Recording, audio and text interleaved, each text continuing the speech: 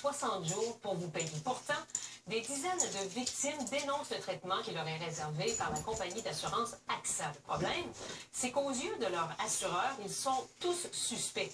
Les avocats qui les défendent déplorent la multiplication des procédures actuellement permises par la loi.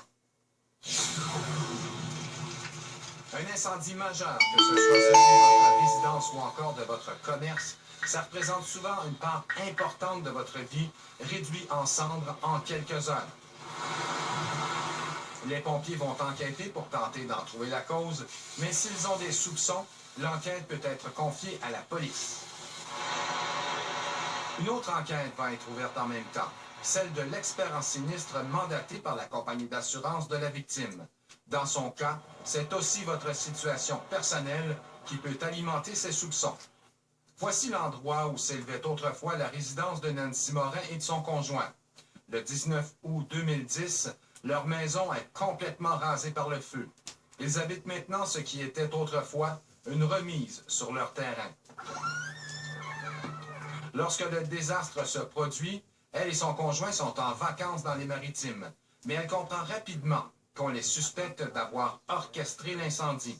Après la deuxième rencontre, après plusieurs entretiens téléphoniques, là, la situation commence à changer, puis tu te rends compte qu'il essaie de te trapper, là. Qu'il te demande des documents qu'il y a déjà, qu'il te demande des preuves qu'il y a déjà dans son dossier. Les demandes à répétition, c'est une des stratégies souvent employées par les compagnies d'assurance lorsqu'elles entretiennent des doutes dans un dossier. Ils vont te demander une fois, deux fois, trois fois les mêmes documents, mais sous forme différente, en alléguant « on les a pas reçus, vous les avez pas donnés à l'expert en sinistre ». L'autre stratégie, les interrogatoires de l'expert en sinistre, suivis des interrogatoires dits statutaires, assermentés et plus formels, menés par l'avocat de la compagnie d'assurance.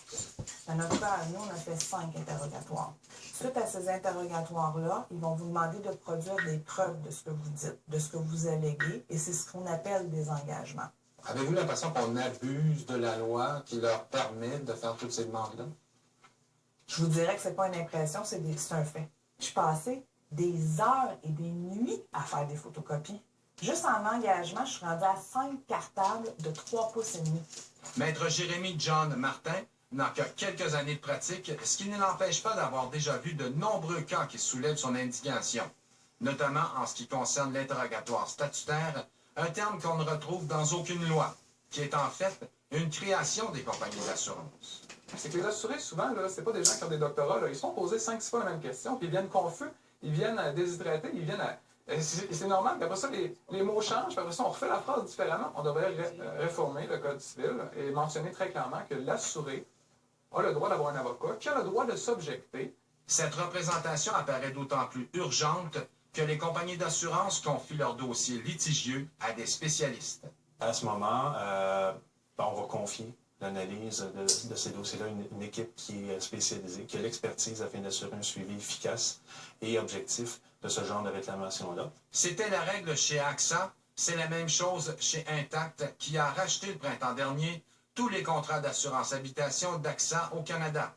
Il arrive que l'assuré soit rencontré à une ou quelques reprises pour obtenir de l'information et donc avoir sa version des faits. L'Union des consommateurs avoue avoir de la difficulté à défendre les litiges en assurance. C'est un univers compliqué où les forces en présence sont disproportionnées et où la loi penche en faveur des compagnies d'assurance.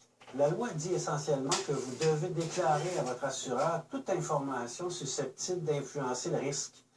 Mais ça peut être à peu près n'importe quoi si on l'interprète largement. Et justement, les assureurs s'en servent dans le cas de litiges coûteux ou qui représentent des grosses sommes d'argent pour faire de l'obstruction, pour présumer que vous cherchez à les frauder ou vous présumez que vous êtes coupable. On dirait que la bonne foi dans ce domaine-là, ce n'est pas accepté a priori. Solange Martin-Bédard pourrait certainement bénéficier d'une telle réforme. Dans son cas, c'est son restaurant L'Étoile du Nord, situé à Loubicourt, en Abitibi, qui a été la proie des flammes en 2003. 9 ans plus tard, rien n'est réglé. J'y ai mis ma vie. Puis pour moi, la suite de ça, c'est comme les héritiers en profitent. Selon la compagnie d'assurance, ses finances n'allaient pas très bien au moment du sinistre, ce qui expliquerait son geste désespéré. c'est pas vrai. Mes finances allaient très bien. Eux autres même, ils se sont renseignés. Mes crédits étaient très bons. La thèse de l'assureur, elle et son fils ont délibérément mis le feu en utilisant les grille-pains du restaurant bourrés de papier et d'un accélérant. C'est ce que retient la Cour dans son jugement en 2007. Mme Martin-Bédard est déboutée. Elle ne touchera rien de son assurance. Dans votre histoire, là, ce qui est un élément de preuve fondamental, c'est tout ce qu'il y a autour des grilles de pain. Hein? Ça, c'est important. Le toaster où ils l'ont trouvé, il n'y avait pas de prise de courant. Ça aurait pris un fil de commande de 25-30 pieds pour venir collecter un toaster là. C'est impossible. De plus, et contrairement aux règles de l'art, l'enquêteur de la Sûreté du Québec avoue avoir déplacé le grille-pain dans les décombres. Bien, c'était pour prendre une belle photo. Déjà, bien, d'habitude, on prend ça où qu'on trouve le grille-pain. Les procureurs de l'assurance prétendaient que les grille-pains avaient été retrouvés enclenchés. Or, le rapport du chimiste qui en a fait l'expertise légale dit plutôt le contraire. De plus, son rapport indique qu'il n'a pas trouvé de traces d'accélérant, contrairement aux prétentions des procureurs de l'assurance. Les mêmes procureurs avaient aussi en main l'enquête de la Sûreté du Québec. Or, cette enquête évoque la présence de certains suspects. Mme Martin avait même obtenu des aveux de culpabilité écrits d'un de ces suspects. Ils sont en prison présentement. C'est pour ça qu'il a fait une déclaration écrite comme quoi qu'il avait mis le feu avec ses chums. Toutes ces preuves nouvelles produites en cours sont toutefois rejetées. Mais en mai 2010, la Cour d'appel accepte de revoir tout le dossier. L'affaire prend alors une toute nouvelle tournure. On vous donne raison. Oui, c'est toute la ligne. Dans son jugement, la Cour d'appel souligne, en parlant du rapport du chimiste et de l'enquête de la Sûreté du Québec, que ces documents étaient dans le dossier des avocats de l'assureur bien avant le procès et qu'ils sont en lien direct avec certaines des conclusions factuelles du procès. Ces motifs, précise le jugement, sont suffisants pour justifier la rétractation du premier jugement et également pour accueillir les 3 requêtes qui avaient été refusées. La Cour d'appel a dit aussi, ils ont rendu le jugement sur le banc, que n'eût été, qu'est-ce qu'ils ont fait là, cacher les documents, qu'il n'y avait même pas eu de procès, que notre cause, on l'a gagnée.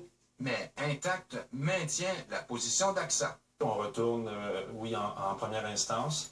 Par contre, en ce qui nous concerne, le dossier est bien étoffé. Il s'appuie sur des faits, des éléments objectifs. Et nous sommes convaincus que nous pourrons à nouveau faire la démonstration de notre position devant le tribunal. Dans bien des cas, ça a l'air fait exactement pour vous essouffler, c'est-à-dire que l'assureur va calculer sa force de vous traîner, de vous mettre des barrières, de vous questionner. Vous allez lâcher prise. Madame Morin, vous avez vécu à peu près quelque chose de similaire, vous? Oui, mais en fait, un incendie. Madame Nancy Morin et une autre victime, André Gédier, ont témoigné de leur déboire avec la compagnie AXA à Denis-Lévesque.